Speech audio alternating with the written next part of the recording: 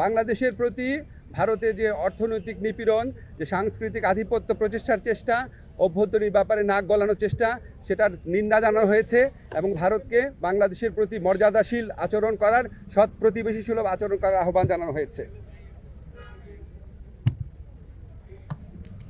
আচ্ছা, আমাদের এই পরিস্থিতি মোকাবেলায় ভারত বাংলাদেশ বিরোধী যে বিভিন্ন প্রচারণা চালাচ্ছে, এই পরিস্থিতি মোকাবেলায় সকল সম্প্রদায়ের মানুষের ভূমিকার প্রশংসা করা হয়েছে এবং সাম্প্রদায়িক সম্প্রীতি যে কোনো উস্কানির মুখে অটুট রাখার প্রত্যয় ব্যক্ত করা হয়েছে।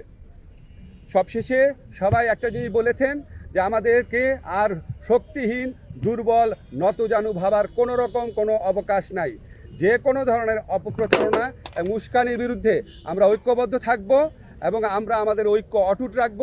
আমরা সাহসী থাকব এবং আমরা যে কোনো ভবিষ্যতেও যে কোনো ধরনের প্রচারণা আসলে, যে কোনো ধরনের উস্কানি আসলে আমরা আমাদের ঐক্যকে আরও বেগবান দেখানোর একটা প্রচেষ্টা অব্যাহত রাখব।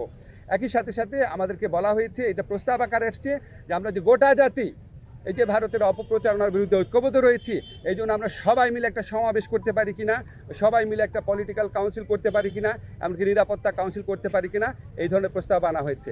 এই সবার মূল সুর ছিল যে আমাদের মধ্যে মত, পথ, আদর্শের ভিন্নতা থাকবে, আমাদের রাজনীতি ভিন্নতা থাকবে, অবস্থান ভিন্নতা থাকবে, কিন্তু দেশ, সার্বভৌমত্ব এবং অস্তিত্বের প্রশ্নে আমরা সবাই এক, সবচেয়ে উপরে দেশ, এবং এটার থেকে আমরা কখনো বিচ্যুত হব না। বাংলাদেশকে দুর্বল, শক্তিহীন, নতজানু ভাবার কোনো রকম অবকাশ নাই। এটা এই জাতীয় ঐক্যমতে, এটা একটা জাতীয় সমাবেশের মধ্যে দিয়ে, সকল রাজনৈতিক সমাবেশের মধ্যে দিয়ে এই বার্তা প্রকাশ করতে, এই বার্তা জানিয়ে দিতে বলা হয়েছে। আপনাদের ধন্যবাদ।